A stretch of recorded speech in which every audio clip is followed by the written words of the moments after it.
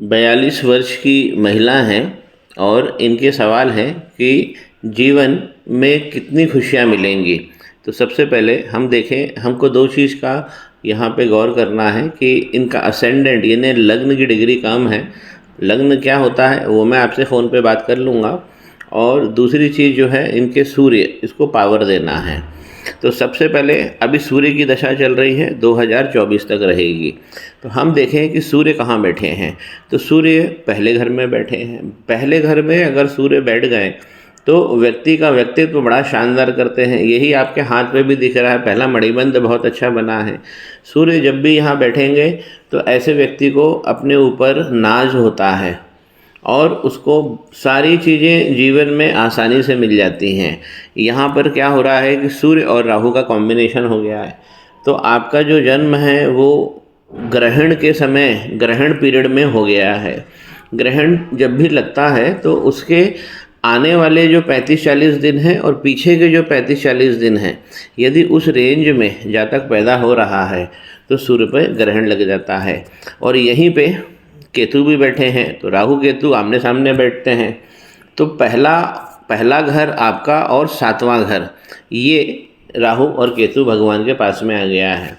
जब भी पहले घर में राहु आ जाएंगे तो सूर्य को यहाँ पे उन्होंने पकड़ लिया है, तो आपको ओवर थिंकिंग की प्रॉब्लम देके जाएंगे। मस्तिष्क आपका एंगेज रखेंगे।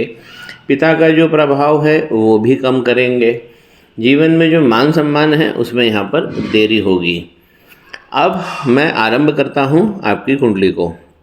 सबसे पहला जो भाव है उसमें तो सूर्य और राहु बैठे हुए हैं, जिस प्रकार मैंने यहाँ पर आपको बता दिया। अब सूर्य और राहु जब यहाँ बैठे हुए हैं तो ये बात तो पक्की हो गई है कि ये ग्रहण का समय है। 4 नंबर लिखा हुआ है, यानी कर्क लगन हो गया आपका। पहले घर में कर्क लगन है, 4 नंबर राशि कर्क होती है। और इसके स्वामी चंद्रमा है जो अच्छी डिग्री लेकर बैठे हैं और चौथे घर में जाकर बैठे हैं। तो लग्न कहाँ चला गया? लग्नेश, पहले घर का स्वामी चंद्रमा, वो चला गया चौथे घर में। और चौथा घर जो होता है ये सुख का घर होता है। चंद्रमा यहाँ पर मित्र राशि में है, शुक्र की राशि में है। तो ऐसे व्यक्ति, ऐसी जातिका की जो धारा होती है जीवन की, वो सुखों के प्रति होती है, सुखों की ओर होती है। तो चंद्रमा यहाँ पर बहुत अच्छे आपके आ गए हैं। दूसरा घर देखिए, ये आपके धन का घर है और धन के घर में जुपिटर भी बैठे हैं, शनि भी बैठे हैं। दोनों भगवान भाव बहुत अच्छा देंगे।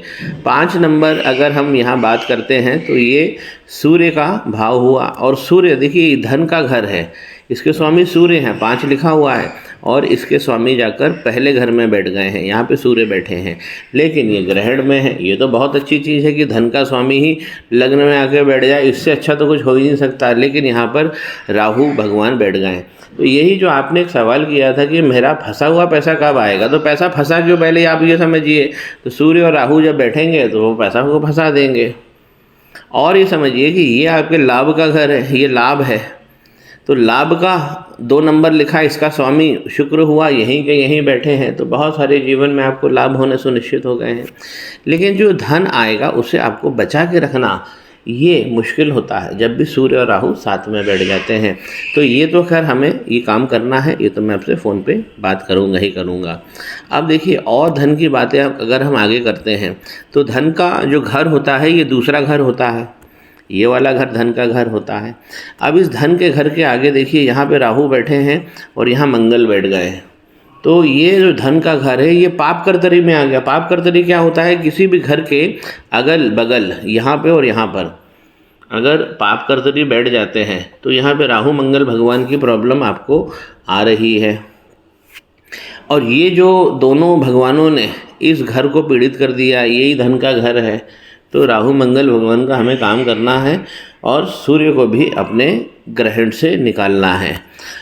जो यहाँ आपके जो विवाह, आपने बोला कि भाई फैमिली किस प्रकार चलेगी, तो यहाँ देखिए केतु बैठे हुए हैं, 10 नंबर लिखा है, शनि भगवान की राशि है यहाँ पर मकर। तो इस घर के स्वामी हुए शनि भगवान जाकर कहाँ बैठे हैं? दूसरे घर में बैठे हैं, कुटुंब के घर में। तो आपका हस्बैंड जो है वो कहाँ से आएगा? आपका हस्बैंड आएगा आपके घर वालों के इंटरफेरेंस से वो शादी होगी।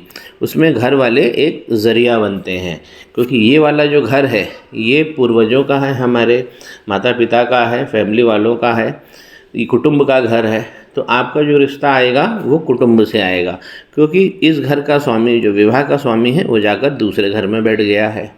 गुरु, माफ़ कीजिए, शनि। और बैठे किसके साथ में है? गुरु के साथ में बैठे हैं। तो हस्बैंड के पास भी धन का फ्लो बहुत अच्छा रहने वाला है।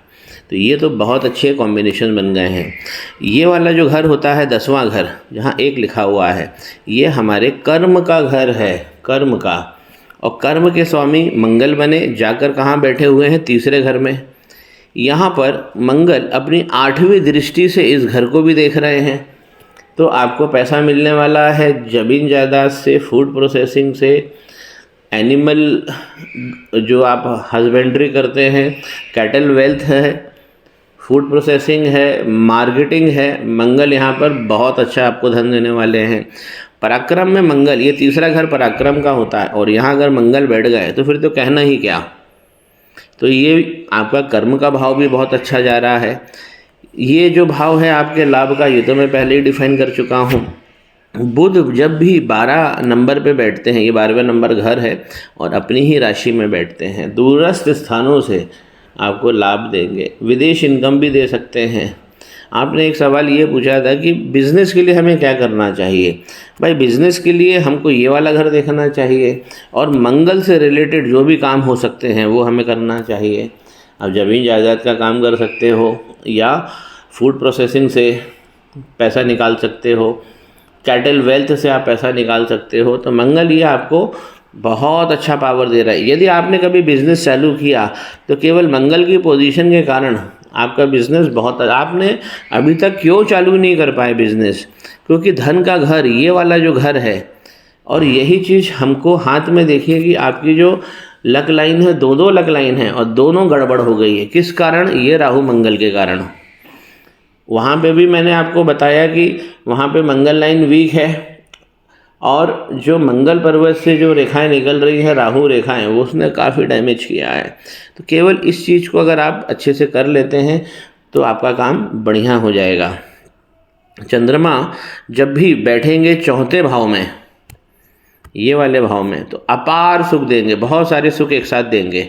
तो सुखों की आपको चिंता नहीं करना है। कुंडली आपकी बहुत अच्छी बैलेंस है। अब देखिए यहाँ पर एक बार और मैं बताऊं कि गुरु शनि का यहाँ राहु धन भाव में बैठना, ये तो बहुत अच्छी चीज़ होती है। बस यहाँ पर क्या है, पाप करतरी लग गया है, दोनों तरफ पाप प्लैनेट बैठे हुए हैं, और ग्रहण काल में आपका जन्म हुआ है। तो सूर्य को सबसे पहले निकालना है, मंगल राहु को मजबूत करना है। यहाँ पर शुक्र आपके अच्छे हैं, बुध भी अच्छे हैं आपके। यहाँ देखिए ये नवांश चार्ट है। नवांश चार्ट हमें बताता है कि जीवन की धारा किस प्रकार रहने वाली है।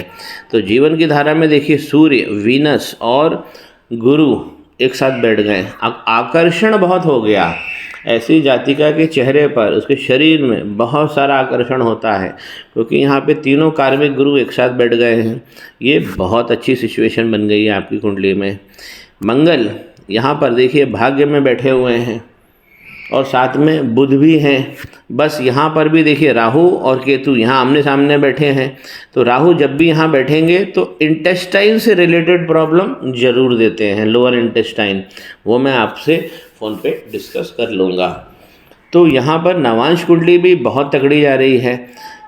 यहाँ पे शनि 5वें घर में बैठे हैं, आपको शेयर वगैरह की इनकम बहुत अच्छी दे सकते हैं। 7वीं दृष्टि से लाभ भाव को देख रहे हैं।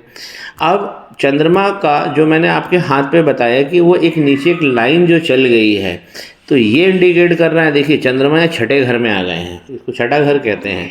घर हम कैसे गिनते हैं वो समझिए, 1 2 3 4 5 6, इस प्रकार हम घर को गिनते हैं। तो चंद्रमा अगर 6ठे भाव में पहुँच जाते हैं तो इसको भी हमें मजबूत करना, और हाथ में हमने देख ही लिया है।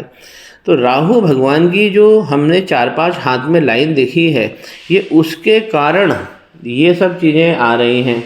जो भी आपको प्रॉब्लम दिख रही है। मनी का ट्रायंगल का फॉर्मेशन नहीं हो रहा है, लग लाइन मिट जा रही है, चंद्रमा फंस जा रहा है, राहु मंगल की स्थिति बहुत ज़्यादा तगड़ी हो गई है और उन्होंने सूर्य को भी ग्रस लिया है। तो ये बहुत छोटे में अगर आप समझते हैं कि आपके हाथ में क्या हो रहा है, हालांकि आपके प्रश्न और भी रहेंगे, वो सब मैं आपसे जब बात करूंगा तो वो सब मैं आपको दूंगा ही दूंगा। तो इसमें चिंता नहीं करना है, इसमें राहु मंगल का काम करना है, सूर्य अपने आप अच्छे हो जाएंगे। मैं आपसे फ़ोन पे बात करता हूँ।